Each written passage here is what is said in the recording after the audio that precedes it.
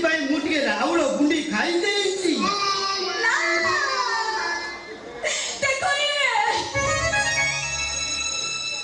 ଆଉ ଟିକେ ଟେକି ଦିଅ।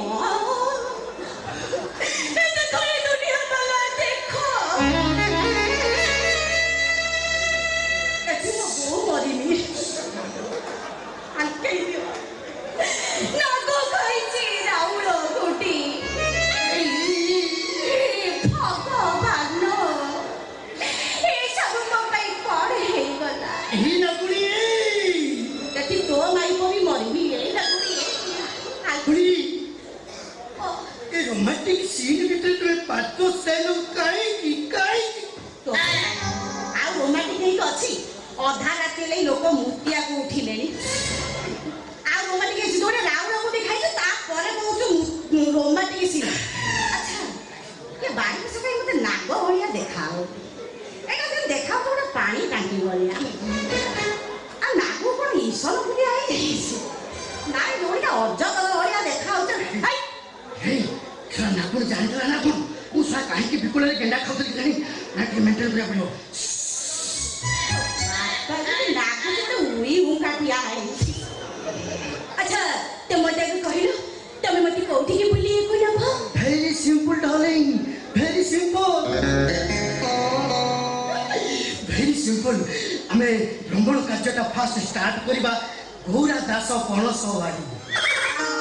ସେକେଣ୍ଡ ପଣସକୁ ଟେକିକି ଧରିଛି। ତାପରେ ଗୋଟେ କାମ କରିବା ଜୁଲି ପଣ୍ଡା କଖାରୁ ବୁଦା।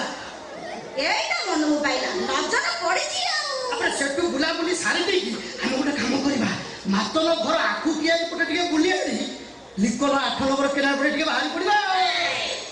ତମେ କଣ ଖାଲି ସେ ଯାତ୍ରା କଳାକାରଙ୍କ ବାଡ଼ି ଘର ବୁଲୁଛ? ଏଇ ବା ଇଏ କିଛି ଜାଣିନି ସତରେ ହୁଣ୍ଡିଟା। ଯାତ୍ରା ପାର୍ଟି କଳାକାର ବା ଆଜିକାଲି ସବୁଟା ହାଇଲାଇଟ୍ରେ ଅଛନ୍ତି।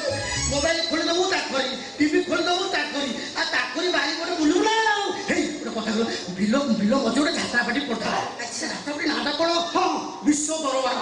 ଆମରି ପାଟି ତ। ହଁ, ଗୋଟେ କଣ ନାଟକ ଥିଲା ଢୋଲିଆ, ପୁରା ହାଉସଫୁଲ। ମୁଁ ଆଉ ତମ ତଳ ପାଟେ ଚେଷ୍ଟା କଲି ଘୁଞ୍ଚିକି ଝିକି ଯାଇକି ନାଟକ ଟିକେ ଦେଖିବା ପାଇଁ, ହେଲା କଣ? ଜମା ହେଲାନି। ମୁଁ କଣ କରିବି ଉପାୟ ଖୋଜେଇକି ବାଉଁଶ ପଟେ ଧୀରେ ଧୀରେ ଧୀରେ ଆସିକି ଦେଖିଲା ବେଳକୁ ପୁରା ହାଉସଫୁଲ।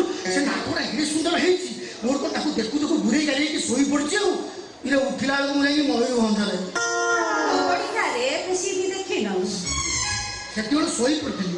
ସେତେବେଳେ ଶୋଇଲୁ ଯାଇକି ଉଠିଲୁ ସିଆଡେ। ହଉ ଛାଡ, ଆଗ ତାପରେ କହିଲ ମତେ ମ୍ୟାରେଜ ସଇଲା ପରେ ତମେ ନେଇ ମତେ କୋଉଠି ରଖିବ? ଗାତରେ। ହେଇ ନାଇସ୍ ପିସ୍। କାଇଁ ବସିଲ? ଓଇଟା ଜାଣିପାରିଲୁ ଜାଗା ଗୋଟେ ଗାତ କରିବି। ଏଇଟା ଭଡ ଭାଗ ଉଠିକି ସେ ଗାତ ବସି ମୂର୍ତ୍ତି ପକେଇ। ଆଜ୍ଞା, ଆପଣମାନଙ୍କୁ ବିନୀତ ଅନୁରୋଧ, କୋଉ କୋଉ ମୁଁ ଗାତ କଥା କହିଦେଇଛି। ଆପଣ କେହି ମୁଁ ମୋ ନାଗୁଣୀ ଘରେ ମୂର୍ତ୍ତି ବନାଇ। ଯଦି ସାଧା ମୂତ ହେଲେ ଚଳିବ, ଯଦି ଡାଇବେଟିସ ମୂତ ହେଲା ସେଟା ତ ମୂତ ନୁହଁ, ଯେମିତି ଆଖୁ ରସ। ମୋ ନାଗୁଣୀ ଦେହରେ ପିମ୍ପୁଡ଼ି ଲାଗିବ। କେହି ମୂର୍ତ୍ତି ବନାଇନି, କେହି ମୂର୍ତ୍ତି ବନାଇ, କେହି ମୂର୍ତ୍ତି ବନାଇ। ଛାଡ ଛାଡ। ଆଉ ତାପରେ ଆମ ବାସର ରାତି, ଆମ ବାସର ରାତି କୋଉଠି ହବ? ଆମ ବାସର ରାତି ଏଇଠି ଏଇଠି।